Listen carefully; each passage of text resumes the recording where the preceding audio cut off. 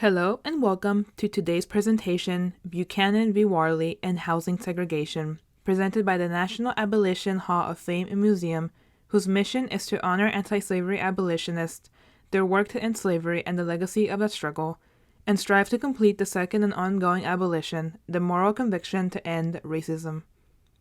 Black Americans often faced housing discrimination in large cities.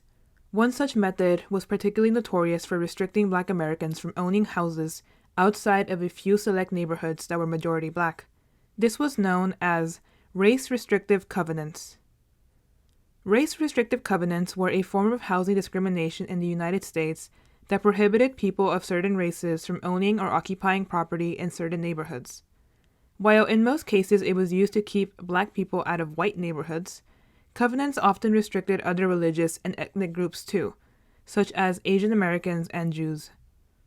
The covenants were widely used in the early 20th century and were often included as clauses in property deeds. These clauses prevented the home or landowner from selling their property to someone who was not white. These covenants were also legally enforceable, and someone who challenged it could potentially lose their ownership of the land or home. Additionally, this restriction was seen as perpetual and therefore would continue on a deed no matter how many times a property or house was sold.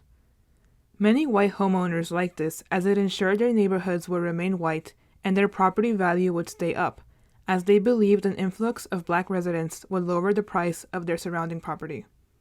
The 1916 Buchanan v. Warley Supreme Court case began when William Warley, a Black man, alongside an NAACP attorney, offered to buy a property from a white man named Charles H. Buchanan. His property was located in a predominantly white neighborhood in Louisville, Kentucky. Warley stipulated that he would only pay for the property where he intended to build a house where he could live if he was allowed to occupy the property as a resident.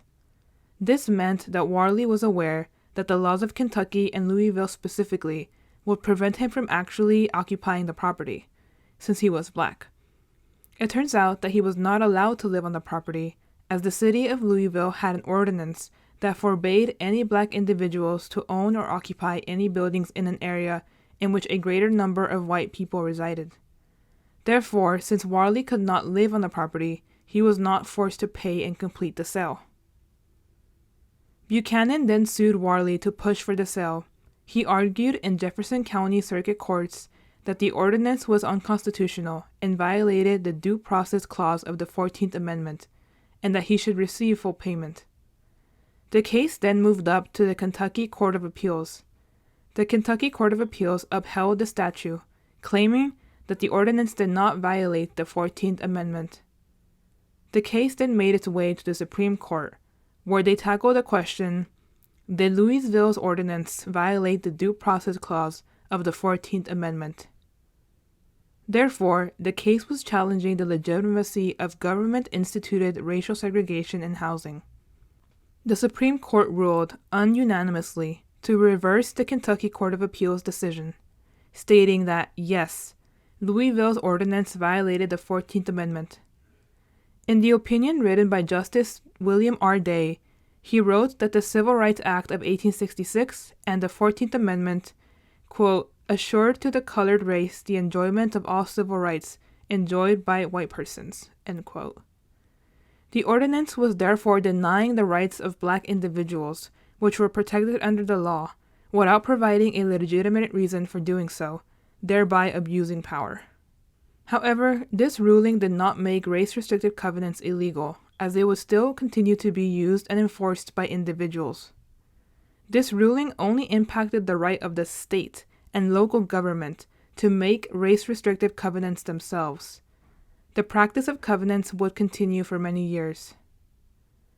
Overall, though, Buchanan v. Warley was a great step forward in ending housing segregation, effectively limiting the government's power to police housing segregation.